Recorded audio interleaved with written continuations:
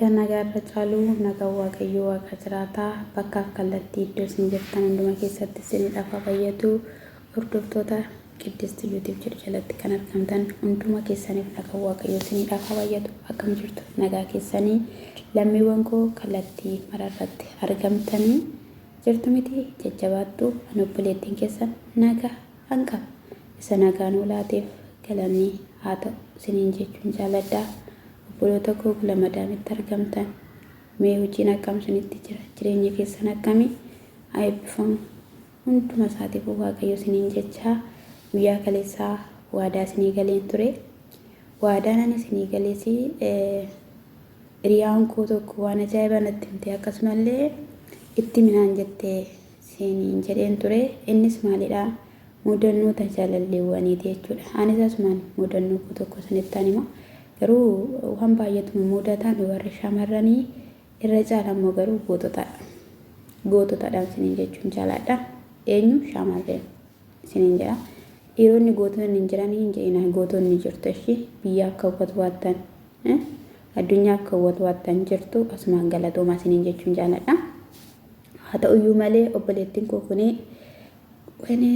immoo taa'uu didda joomaalee waan isaa dhugaan isiniin jedha akka warree kaanitti itti michadheen tureeyyuu haa ta'uyyuu malee gara dubbii kootitti deebi'aa guyyaan sanbataadhaa waaldaadhaan ba'e jettee bilbilli tokko naa bilbilama jette bilbilli kuni walirraa kan citu miti jettee baay'ee naa bilbilama jette yeroo kana keessatti akka carraa ta'e egaa buna danfisaan jira buna waan naamman buusutti naneennee inum qaxaqqata jettee boodarra maatiin dhageetii namicha kana arguu qabda har'a namichi kuni adda baafachuu qabna jettee jirte jedhaniin jechuudha yeroo kanatti dhatte jechuudha yeroo dhattu namichi mana hoteelaa taa'eeti sheegaa mana hoteelaa yeroo taa'ee sheegu keessatti maal saffeeroodhaan kaannaa isheen dhattu ishiin koo immoo onqolaalii ittiin hinkaa onqolaalii xibsee ittiin onqolaaliin xibsichi hanga dhufutti mana keessaa waan hundumayyuu ilaaltee yeroo ol gad jettu ishiin maal argite isinitti fakkaate algaa suura isaa argite jechuudha yeroo kana keessatti innis qaqayyaramaa gagiiddaramaa dhufee egaa yeroo onqolaalii xibsii sana nyaatee inni waan murteeffate qaba yeroo kana keessatti ishiin onqolaalichi dhufee onqolaalichi afaan lama keeyyattee qorqa koonni qaddee dhufattee magaalaa daandiin iddoo isaan ta'an sun daandiidhuma guddaadhumadha makiinaan irra deemudha qorqa koonni qaddee dhufachee dhiitii kanarra ishiin kokkuuti yoo naasuu ta'ettee deemti inkaatti nan kaadha jettee egaa magaalaan keenya immoo egaan beektu namni maal taate jedhaan jechuudha daandii ishiin kanaan ta'e jettee namatti himattu mukaatti amma mana ga'utti kaattee yeroo kanatti mana yeroo ishiin geessu harma ishii anatu akkanas godhee anatu dhaqii ilaalisiin jedhee maalidhaan isiin jedhee anatu salphisee fuulee mucaaqoo jedhaniitu warri manaa immoo of abaaran yeroo kun hundumtuu ta'u bunni lammataan dhugamni jette kan sin ajaa'ibu maatiin buna lammataan dhunne yeroo achuma ta'anii haasa guyyaa sanbataati anxibsi koo onqolaalii koo afaan lama keeyyaddeen qorqa koonni gaddee dhufaasumtaa jedheen bayeechee jedhee kaadhee waan innaan kaadhu daandirra kaadhu waan na duuba kaatu natti fakkaata isa biraan jaarsadha innaan naqee ilaalu ijoollee dhugaa asirratti maal barattime isa biraan iyyuu jaarsadha jechuudha jaarsa innoo abbaa ijoollee afur abbaa ijoollee shaniin ta'a jaarsadha hiriyaa koomiti ani mucaasaa nan ta'a jettee jechuudha ishiinis maal gootseetti fakkaate guyyaa tokko ammas egaa suuta keessa waan baay'ee jira mitiire yeroo biyya waan baay'eetu jira dhugaa dubbachuuf taanaan jechuudha biyya keessa yeroo jiraattu waan baay'ee jira jechuudha asitti cal jettee hojii kee hojjechuu duwwaadha sanaa booddee inni kunis na qaxara jettee isaan inni immoo dhaabbachaa oole na gaddisiise na azansiise na hinatti odeessitu jechuudha yoon kolfeeyyuu baay'ee kolfeera garuu na gaddisiise dhaabaa oolte ofishiitii gara biyyaa galtee jechuudha gaafsan ammoo jechuudha eetota sanaa isa duraa jechuudha na eegginan dhufa jetteet inni dhaabbatee ishee dhuftuu jedhaanii bilbila irratti bilbilee qoy akkastu kana ta'ee qoy kanatu ta'een jedhaan jettee inni ishiin biyyi ishii caboodha waan taateefi magaalaa Amboo keessaa kaatee hanga biyya cabootti galtu keessatti namichi dhaabata. Namichi kuni dhugaadha jechuudhaafis na dhibee sobaa fi laata jechuudhaafis na dhibe. Dhaabbachiisaa oolte sa'aatii 24 muluu dhaabbate galgala narratti kanaan booda narratti bilbilte yoon sidii sedheensayyuu ittiin seeraadhee isaan akkasitti ni dhaabaa hoolee akkasitti dhaabbachaa hoolee dhaabbachiisaan hoolee maaliif jennaani gaafsana namichi suni waan akkas na godhee fi zariinsaa zariidhumsaati jedheen akkas godhee jettee jechuudha. Baazawee dhiirri hundumtiyyuu tokko miti. Dhiirri hundumtiyyuu tokko miti. Hafuuratu itti fayyadamas beektu dhaloota bara kanaatti. Hafuuratu itti fayyadama, seexanatu itti fayyadama jechuu kiyyadha. Waaqayyo gaawwan hundumaa keessatti iyyuu gaariidhaan siniin jedha. Anas immoo maaltu naquu nama isinitti fakkaate kan koosinitti odeessa jechuudha. Jalqaba miti garuu jechuudha. Gidduuttidha. Gidduutti siniin jechuun jaaladha. Jaalalli jalqabaa jira beekte jaalalli jalqabaa jira. Gidduuttidha. Biyyatti galuufan jira. Qophaa hundaan dura deema biyyatti galuufan jira. Garuu ta'ee tokko akkana natti bahe. Yeroo akkana natti bahu keessatti sa'aatiin dheera. Sa'aatii tokko ta'eera. Sa'aatiin keenya immoo magaalaa keenya irraa Amboorraa jechuudha. Sa'aatii tokko walakkaa deema deemsisaa. Amma qiddoon keessa maal goseetti fakkaate namichi taasaa qiddoon keessa daandii kutaa jirti deemaa jirti jechuudha. Namichi Amboo magaalaadhaan nagaye. Magaalaadhaan yeroo inni nagahu keessatti nattaasaa waan marginaan jedha. Egaa duraan dursanii isin irratti waan argaman jechuudhaaf sin fudhachuuf laphee keessaa sinatuudhaaf yeroo inni maal akka isaan sinuu beektu. Achi bilbila kun harkatti damanaan nagahu ga'ee bilbila kun harkatti qabee bilbila kun yeroo inni harkatti qabuun bilbila kun kenneefi naa bilbila jalaan kaasaa wajjin naasaa. Wajjin yeroo naasoo keessatti guyyaa tokko carqee miichaa akka carraa ta'eeti obboloonni koo jiru. Obboloonni koo biroon jiru jechuudha. Isaan immoo maalidha maa inni akkatti bilbiluudhaan jedhu. Carqii kana yoo isinitti tole miicaa yoo isinitti tole immoo baates immoo dhiisaa. Namichi tokko baay'ee na barbaadaa jira waan ta'eef dhaqeen dhufaan jedhe. Ijoolleen lama dhafiini kan waan irraa goree jechuudhaafis immoo obboloota kooti atonkolanyootadha. Wal susukkumanii wal qoqunxotanii kokkolfu jechuudha. Achi nan naqe. Mala koo keessatti garuu jechuudha iddoo dhiironni nama amanitti hin argaman. Iddoo kanatti kootti waan jedhanii iddoo sanatti hin argamu waan barbaade ta'eera jechuudha. Waan barbaade ta'eera ta'e iddoo dhiironni nama amanitti isaaniif hin argamu. Hin argamu finan. Iddoo sana dhiisee iddoo biraatti sabeellamee achi dhufee mana sana fuuldura akka mana nyaata wayii xiqqoo jira duraan beellametti dhufee koottun seenaa hoteelaanaan jedhe. Dubara baadiyyaa ta'uun kun takka takkatuun gaarii ta'ee jiru. Takka takkas immoo wanniidha jechuudha. Haa ta'uyyuu malee garuu ta'uu kooti baay'ee itti gammada. Baay'ee itti gammada. Kunumaa gadi kaatti akka jaraan fakkaadha insilaaf deerfee. Sana booddee yeroo kootuu naan jennee inteenye gaa taa'uudhaaf jennee achi yalla akkasin taa'u kootu akkas baanaan jedhaniin daandii waan kan akkas keessa nama galchitu jirti. Achoota dhaabbachaa jirru maaltu natti dhufe sanitti fakkaate guyyaa gaaf sana jechuudha. Ilmeessuma kooti kad jedhee dhufe. Nu cabbatee nu bira darbee. Nu cabbatee yeroo nu bira darbu keessatti dhaabbanni haasofnee wantoota tokko haasofnee yeroo sana biyya Arabaa dhuufan jiranii anis achi deemuuf jedha. Innis akkana goggoochuu kana yaala kana sirreessuuf minaan jedha.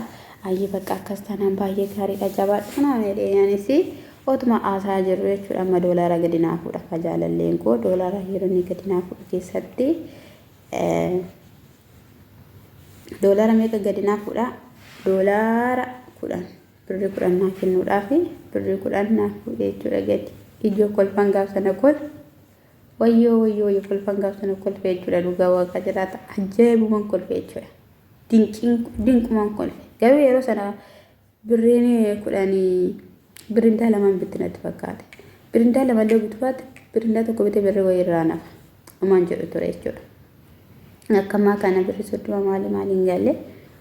Sinin jala manatti galaka manatti galin bajaajii keessa tuun kolfuun dhufe namni maal taate naan jira warra bajaajii keessa jiranii ani manatti galee firaashiin tokko jirtu firaashii tokko irratti lafaan dachi lafaan naan dha'u maal taate naan jedhan obboleonni koo yoo na gaafatan akka dinqiitti jaalalleen kun affeereen jedhe akka dinqiitti jaalalleen kun affeeree baay'een quufee gammachuu kana na kofalchiisadhe misaa godhise yoonallee gabsana misa saatiin misaallee ngee sabiin saayyuu natti kolfaafu natti kolfa yoon birrii kudhaanidha yoon jedhe na affeera yoon jedheni obboleonni kun natti kolfaafu kanaafiyyuu xixiqqoo waan ta'aniif akka isaan bara waan hin barbaanneef na affeeree jedheni misaa kootoon nyaatiin gabsana boolee jechuudha akka carraa ta'ee chaarchiitu jira ture immoo saatii booddee isaa jechuudha yoo mana taa'e nan beela jidduun nyaadha affeerameen dhufeen jedheen silaa Cumani chaarchii olee galgalee maaliin ta'ee irbaata koo nyaadhee achumaan rafee jechuudha.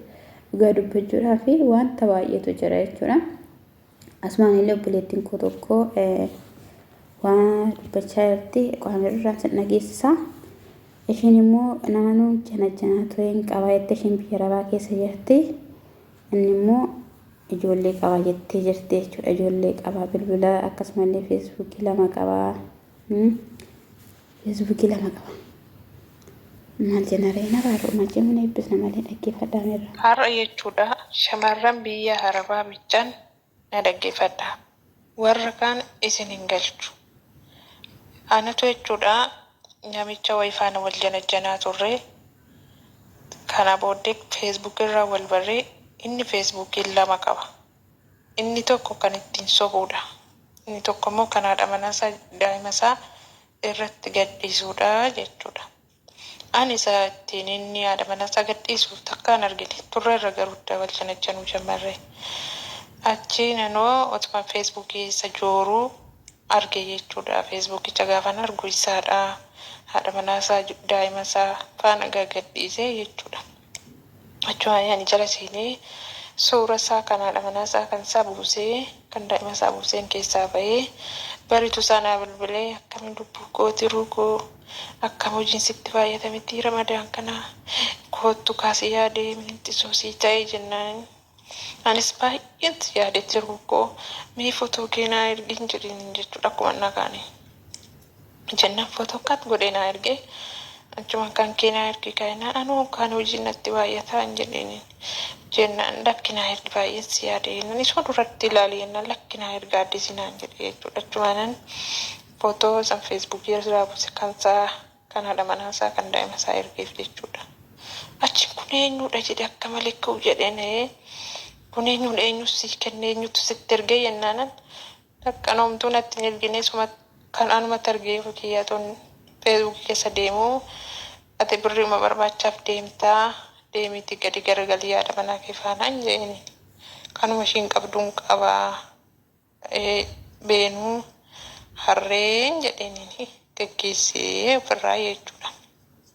Kanaafuu ani kanan sitti odeesseef akka shamarran Arabaa bakka maaliif gowwaa taanaa asitti bar waan baay'ee dandeenya jiran garuu dhiira biyya ofirraa jechuu maaliif dadhabdanii inni kun gaafii kooti. Inni lammataan immoo ani shamarran Arabaatiif xaqlaa ministeerii ta'eeraa irraa kaasana bara. Kana booddee waa'ee maqaa dhiira biyya balleessuu malee tolchuu hin beeku jechuudha. Bakka kanuma. Warreen na arrabsitanis faddali. Na arrabsaa rakkoon qabu. Garuu shamarran Arabaatiif jedhee nan du'a. Yoo barbaadan kunoo warri dhiiraa Finfinneetti addabaabaa irratti baasaatii na ajjeesa. Siidis na hojjedha yoo barbaada. Kanaafuu shamarran keenya birrii hin arginaa. Dhageessanii hin arginaa. Siin jaalatamtoota kabajamoota leencawwan koosha. Bakka. Wow. Leencota bichaa? Leencota bichaa miti shamarreen biyya Arabaa gootota. Shamarreen biyya Arabaa gootota of keessatti kan bochu. Osoo ofii nyaatiin kan nama laattu. Ofii salbaajii uffattee ofii waan argite uffattee kan namatti uwwistu. Shamarreen biyya Arabaa dubbatamee himatamee miti.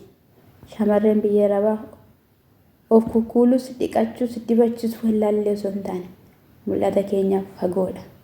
kanaaf abbaan argite waan irra caalammoo jechuudha irra caalammoo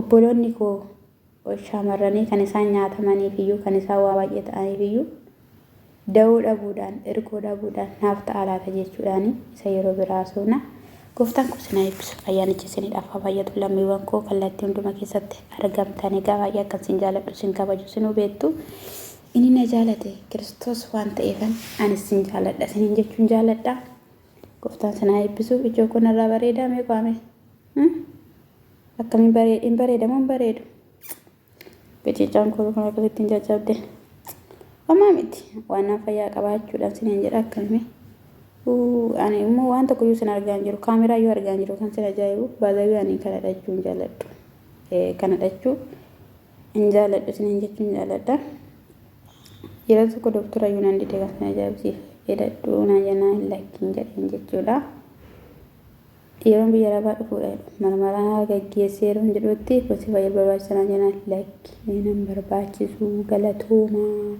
eebbifamaan jedheen akkasumatti rakina gooftaan sana eebbifamaa sinan jaaladha sinan kabaja shaalom